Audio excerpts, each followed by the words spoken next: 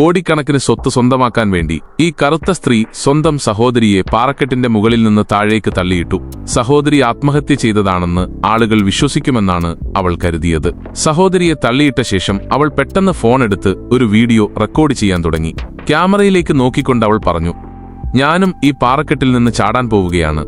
എന്റെ വീടിനടുത്ത് എപ്പോഴെങ്കിലും നിങ്ങൾ എന്റെ മൃതദേഹം കണ്ടെത്തുകയാണെങ്കിൽ അത് ഞാനാണെന്ന് മനസ്സിലാക്കുക." റെക്കോർഡിംഗ് പൂർത്തിയാക്കിയ ശേഷം അവൾ ആ വീഡിയോ സോഷ്യൽ മീഡിയയിൽ പോസ്റ്റ് ചെയ്തു.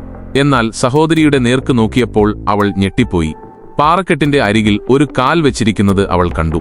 അവൾ അടുത്തു ചെന്ന് നോക്കിയപ്പോൾ അതൊരു കൃത്രിമ കാലായിരുന്നുവെന്ന് മനസ്സിലായി.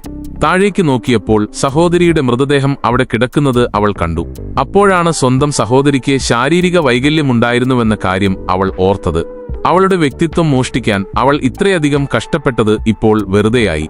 പരിഭ്രാന്തയായി അവൾ ഇപ്പോൾ തന്നെ ഒരു വീഡിയോ അപ്ലോഡ് ചെയ്ത കാര്യമോർത്തു. ഭാഗ്യവശാൽ അവിടെ നെറ്റ്വർക്ക് വളരെ ദുർബലമായിരുന്നു. അപ്ലോഡ് പൂർത്തിയാകാൻ അടുത്തെത്തിയപ്പോൾ തന്നെ അവൾ വേഗം ഫോൺ എയർപ്ലെയിൻ മോഡിലേക്ക് മാറ്റി. അതിനുശേഷം അവൾ താഴേക്ക് ഓടിയിറങ്ങി സ്വയം പിറുപിറുക്കാൻ തുടങ്ങി. "ഇല്ല, നീയാണ് എന്റെ സ്ഥാനത്ത്. നീ ഞാനല്ലെന്ന് എല്ലാവർക്കും അറിയാം. ഞാനിപ്പോൾ ഇതെങ്ങനെ കൈകാര്യം ചെയ്യും?" അപ്പോൾ അവളുടെ കണ്ണുകൾ അടുത്തുള്ള റെയിൽവേ ട്രാക്കിൽ ഉടക്കി.